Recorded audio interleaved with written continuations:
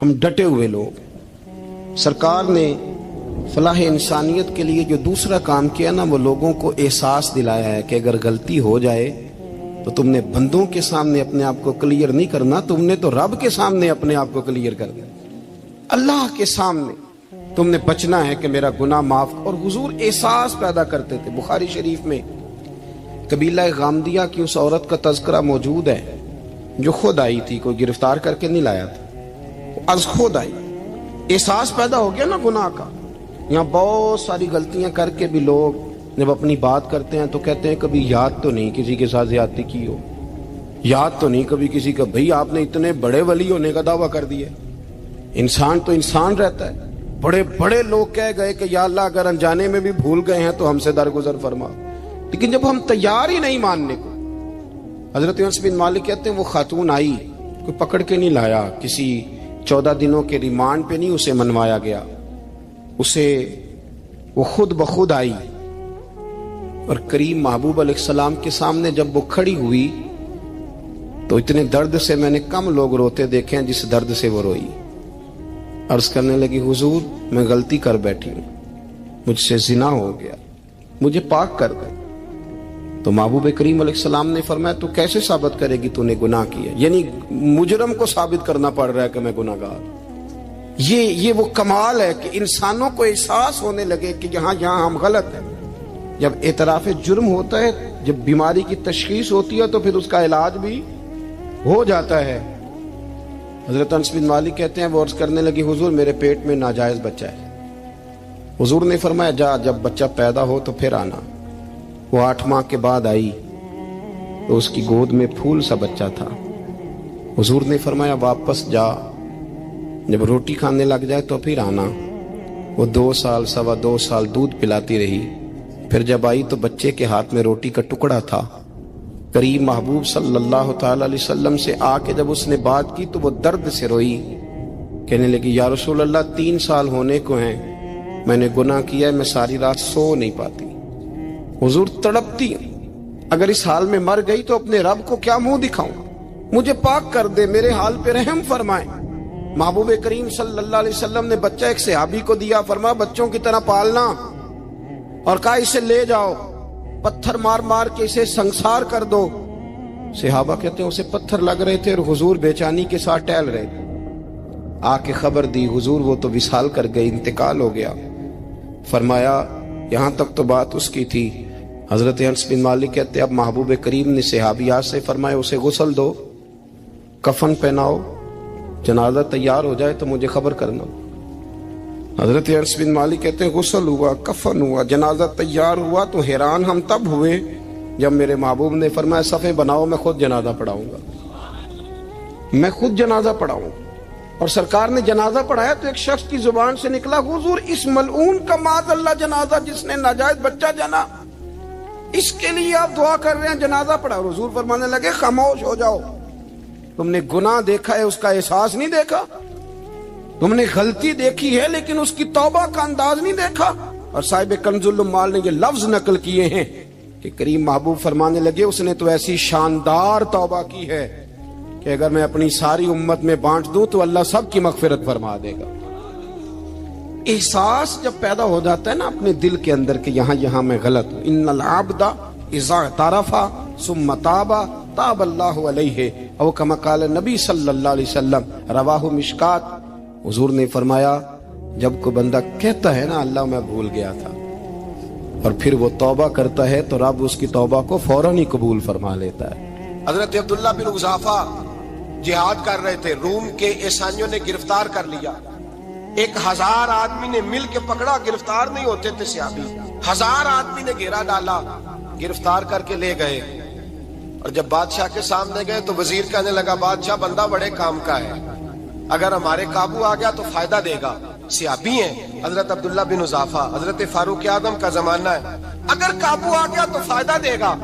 بادشاہ کہنے لگا کیوں، کیا خوبی ہے؟ کہنے لگے ہم 1000 آدمی تھے، یہ اکیلا قابو نہیں آ رہا تھا، 1000 آدمی تھے، اگر ہماری فوج میں شامل ہو گیا تو بہت بڑا جرنیل ملے گا. بادشاہ کہنے لگا کوئی مسئلہ نہیں، 2-3 چیزیں ہوتی ہیں بندے کو خریدنے کے لیے، خرید لیتے ہیں. بادشاہ کہنے لگا عبداللہ جتنی دولت تجھے چاہیے میں تجھے دے دیتا ہوں، میرے لشکر میں آ جا، معاذ اللہ اسلام چھوڑ دے۔ حضرت عبداللہ بن حذافہ کیا فرماتے ہیں؟ فرماتے ہیں بڑا تو بیوقوف ہے، میں نے دولت کمانی ہوتی تو مدینے میں بیٹھ کے تجارت کرتا، میں دولت کمانے نہیں نکلا، میں تو رسول اللہ کی رضا کمانے کے لیے نکلا ہوا ہوں۔ دولت کمانی ہوتی تو کسی مارکیٹ میں ہوتا، میدان میں آنا تھا۔ شہادت ہے مطلوب مقصود مومن، نہ مال غنیمت نہ کشور کشائی۔ یہ دولت تو لونڈی ہے رسول اللہ کے دروازے کی، یہ تو پیچھے پیچھے پھرتی ہے نبی پاک کے غلاموں۔ یہ کمانی ہوتی تو میں کسی مارکیٹ میں ہوتا، میدان میں تھوڑا ہوتا۔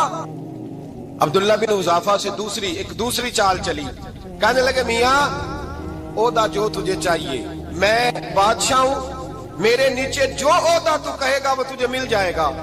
حضرت عبداللہ بن حذافہ کہنے لگے شاید تجھے پتہ نہیں میری تعریف کیا ہے، شاید تو جانتا نہیں میری تعریف کیا ہے۔ کہا صاحب کی کیا تعریف ہے؟ کہنے لگے میں رسول اللہ کا صحابی ہوں، اور کائنات میں سب سے بڑا عہدہ مصطفیٰ کے صحابی ہونے کا عہدہ ہے۔ صحابہ وہ صحابہ تھے جن کی ہر صبح عید ہوتی تھی، خدا کا قرب حاصل تھا، نبی کی دید ہوتی تھی۔ فرمایا میں نے حضور کے جلوے دیکھے ہوئے ہیں، مجھے عہدے کی ضرورت ہی نہیں، اور میں نے عہدہ لینا ہوتا تو میں سیاست کرتا، میں تو شہادت لینے نکلا ہوں میدان میں، عہدے کا میں نے کیا کرنا ہے؟ اب بادشاہ کہنے لگا اسے قتل کر دو۔